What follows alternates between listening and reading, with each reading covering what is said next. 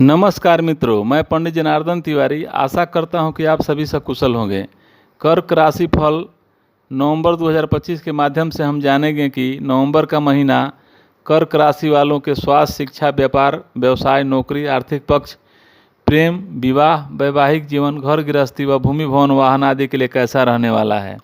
इसके अलावा इस माह के ग्रह गोचर के आधार पर हम आपको कुछ उपाय भी बताएंगे जिन्हें अपनाकर आप संभावित परेशानी या दुविधा का हल भी प्राप्त कर सकते हैं। तो आगे बढ़ने से पहले हमारे चैनल को सब्सक्राइब, लाइक करके कमेंट बॉक्स को जय बजरंग बली लिखकर भर दें ताकि बजरंग बली कृपा पर सदा बनी रहे। आपके करियर स्थान का स्वामी इस महीने पंचम भाव में अपनी राशि में रहेंगे, अतः कार्य क्षेत्र के मामले में कोई नकारात्मकता देखने को नहीं मिलेगी, लेकिन प्रत्यक्ष रूप से कोई बड़ा सहयोग भी मंगल के द्वारा नज़र नहीं आ रहा है। अर्थात इस महीने जो कुछ जैसा पहले से चल रहा था उसी को धैर्य के साथ खर्च करने की आवश्यकता रहेगी। भाव इसमें आकर गुस्सा होकर काम करना उचित नहीं रहेगा। यदि आप नौकरी पेशा व्यक्ति हैं और नौकरी में बदलाव इत्यादि करना चाह रहे हैं तो बदलाव के मामले में महीना मददगार साबित हो सकता है, लेकिन विवाद करके अलग होना उचित नहीं रहेगा। यानी आपको बदलाव करना है तो बदलाव करिए, लेकिन शांत चित्त होकर सही निर्णय लेकर बदलाव करना समझदारी का काम होगा। वहीं व्यापार के दृष्टिकोण से महीना बहुत अनुकूल नहीं है। ऐसे में जो चल रहा है उसी को चलाते रहें। कोई नया प्रयोग या नया निवेश इत्यादि इस महीने करना उचित नहीं रहेगा। आर्थिक मामले की बात करें तो इस महीने आपके लाभ भाव के स्वामी शुक्र की स्थिति ज़्यादातर समय अनुकूल रहने वाली है। किसी न किसी तरह से चाही गई धनराशि आपको मिल जानी चाहिए, अर्थात आपको जो भी जायज़ डिमांड होगी उनको पूरा करने लायक धन आप कमा सकेंगे या प्राप्त कर सकेंगे। यानी कि आमदनी के दृष्टिकोण से महीना सामान्य तौर पर आपके पक्ष में रह सकता है। आपके कर्म स्थान का स्वामी मंगल भी लाभ भाव को देख रहे हैं। मंगल पर बृहस्पति की दृष्टि है, यही कारण है आपको अपनी मेहनत के अनुरूप लाभ देते रहेंगे।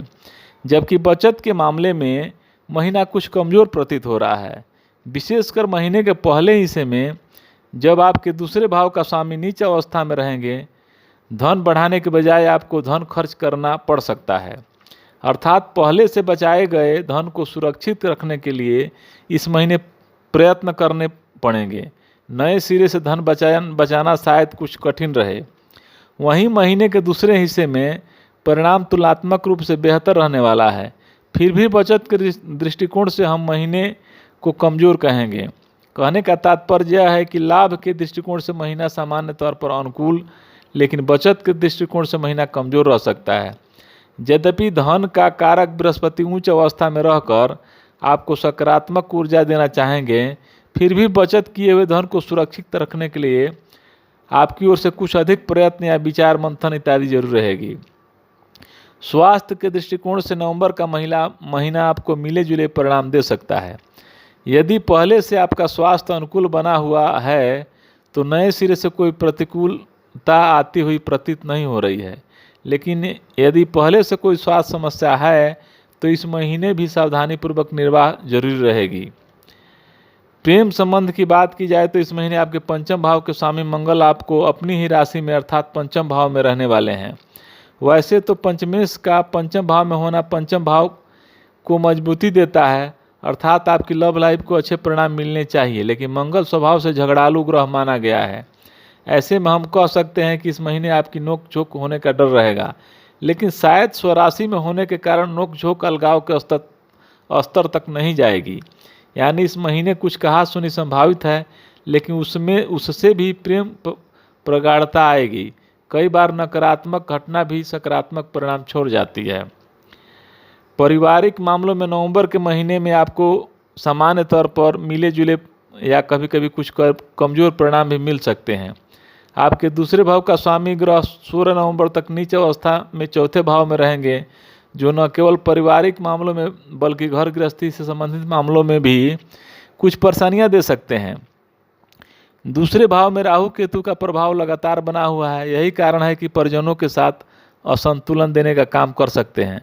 हालांकि इन सब के बीच अनुकूल बात यह रहेगी कि दूसरे भाव का कारक ग्रह बृहस्पति इस महीने उच्च अवस्था में आपके पहले भाव में रहेंगे। ऐसे में बड़े बुजुर्गों का आदर करते हुए उनके बताए गए रास्ते पर चलने का प्रयास करके कम से कम आप अपने पारिवारिक संतुलन को मेंटेन कर सकते हैं। अब उपाय की बात करें तो नीम के पेड़ पर नियमित रूप से जल चढ़ाएं, अपने सामर्थ्य के अनुसार ज़रूरतमंद लोगों को भोजन कराएं, नियमित रूप से गाय की सेवा करें।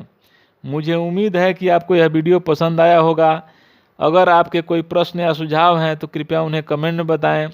अगर आप मेरे चैनल पर नए हैं तो कृपया सब्सक्राइब करें और बेल आइकन को दबाएं ताकि मेरे नए वीडियो के बारे में आपको पता चल सके। आपकी प्रतिक्रिया के लिए धन्यवाद।